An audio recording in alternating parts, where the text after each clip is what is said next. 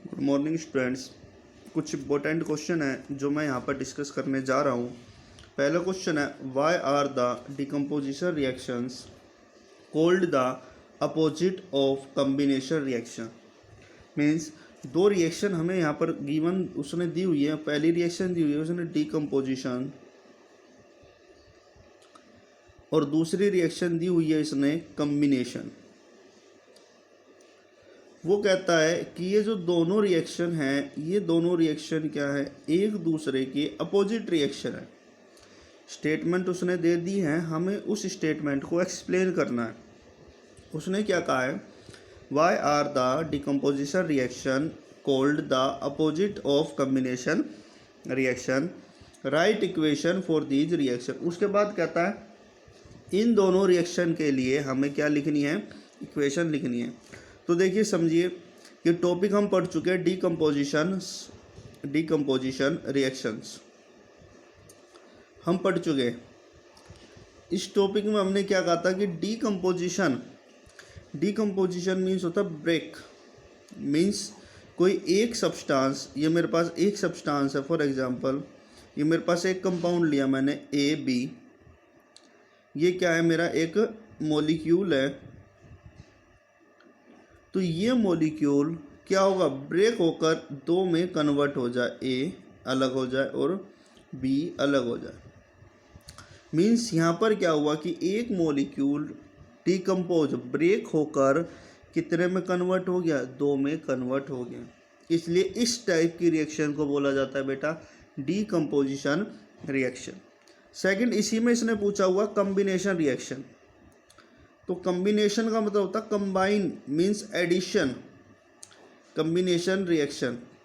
तो इसका मतलब क्या होता है, कंबाइन, या फिर हम क्या कह सकते हैं, एडिशन। मीन्स दो छोटे छोटे एटम्स या छोटे छोटे मॉलिक्यूल्स कंबाइन होकर क्या बना देंगे, एक बना देंगे। जैसे फॉर एग्जांपल ए लिया, बी लिया, ये दोनों अभी तक अलग हैं, ए अलग आइडेंटिटी है एंड बी अलग आइडेंटिटी है। अब ये कंबाइन होकर, अगर ये कंबाइन हो जाए, ये आपस में एक दूसरे से बॉन्ड बना ले, तो ये क्या बन गया बेटा, ए बी। अब थोड़ा ध्यान देना, क्या डिकम्पोजिशन रिएक्शन में ए बी ब्रेक होकर दो अलग अलग आइडेंटिटी दी, बिल्कुल। कम्बिनेशन रिएक्शन में ए और बी ने कंबाइन होकर एक आइडेंटिटी दी, जिसको हम क्या बोलते हैं, ए बी। क्या ये एक दूसरे के अपोजिट ही तो लग रही है। अगर मैं इसको ध्यान से देखूं तो ध्यान से देखने पर क्या देखता हूं कि एक ने टूटकर दो एटम्स या दो मॉलिक्यूल्स दिए, और दो मॉलिक्यूल्स कंबाइन होकर क्या दिया, एक एटम या एक मॉलिक्यूल। आप इनको ध्यान से देखोगे तो ये रिएक्शन एक दूसरे की क्या है, रिवर्सिबल रिएक्शंस हैं। एग्जाम्पल की बात करते हैं। तो एग्जाम्पल में पहला एग्जाम्पल अगर मैं लिखूँ CO3 सॉलिड, क्या नाम है बेटा इसका, Ca means calcium, CO3 means carbonate. तो name of this compound is calcium carbonate. अब क्या होगा, ये कैल्शियम कार्बोनेट डिसोशिएट होकर calcium oxide solid plus CO2 gas में कन्वर्ट हो जाता है। Calcium oxide solid plus CO2 gas में कन्वर्ट हो जाता। मीन्स एक ए बी कंपाउंड कितने दे रहा, ए अलग और बी अलग। तो क्या ये टाइप हो सकती है किसका, डिकम्पोजिशन रिएक्शन का। तो हम कह सकते हैं this reaction is the example of decomposition reaction. आगे देखिए, मैं ले लूँ H2 प्लस O2, दोनों कंबाइन होकर क्या बन जाएंगे, H2O। इसको बैलेंस कर देते हैं। अब देखिए, बैलेंस करने के दौरान अगर आप इसको देखते हैं तो हुआ क्या, ए अलग आइडेंटिटी है, बी अलग आइडेंटिटी है, और दोनों कंबाइन होकर क्या बना रहे हैं बेटा, ए बी। दोनों कंबाइन होकर क्या बना रहे हैं, ए बी। तो कह सकता हूँ this is the example of combination reaction. ये किसका एग्जाम्पल हुई, कम्बिनेशन रिएक्शन। बहुत सिंपल है, एक डिसोशिएट होकर दो दे, या दो से ज़्यादा भी दे सकता है, और दो या दो से ज़्यादा कंबाइन होकर क्या दे बेटा, एक मॉलिक्यूल से, उसको क्या बोलते हैं, combination reaction.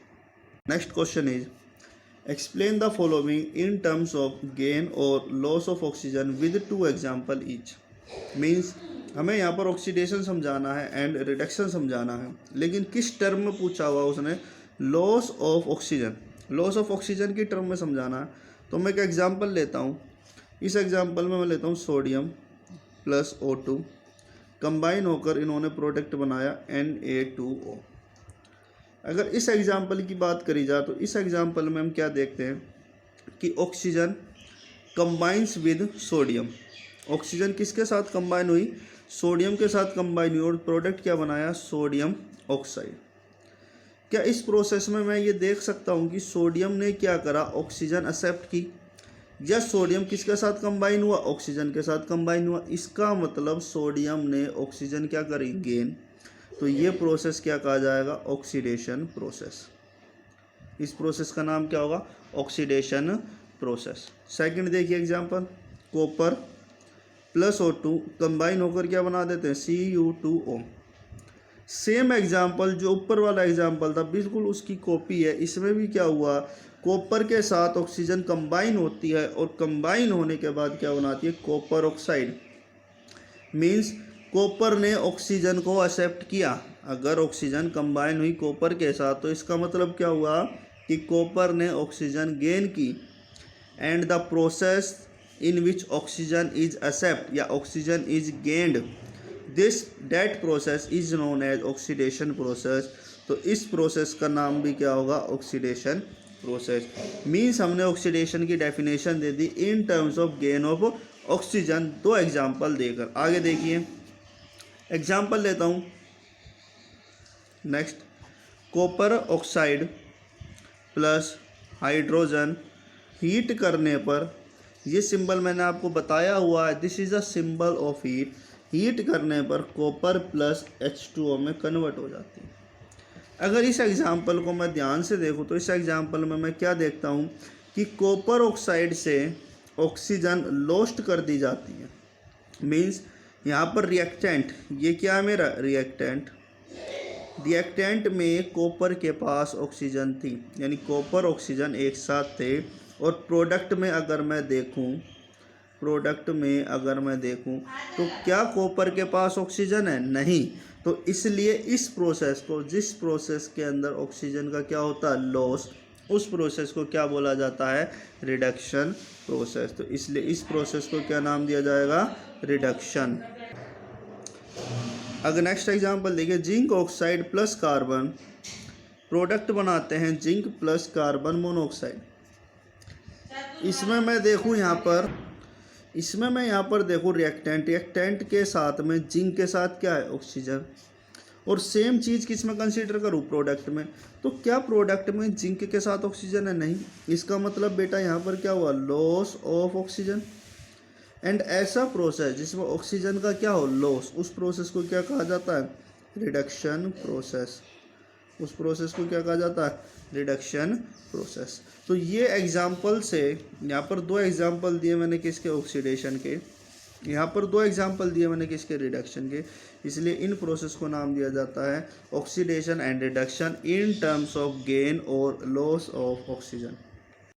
Thank you very much. ये क्वेश्चन जो करा है बेटा बहुत ज़्यादा इंपॉर्टेंट क्वेश्चन थे।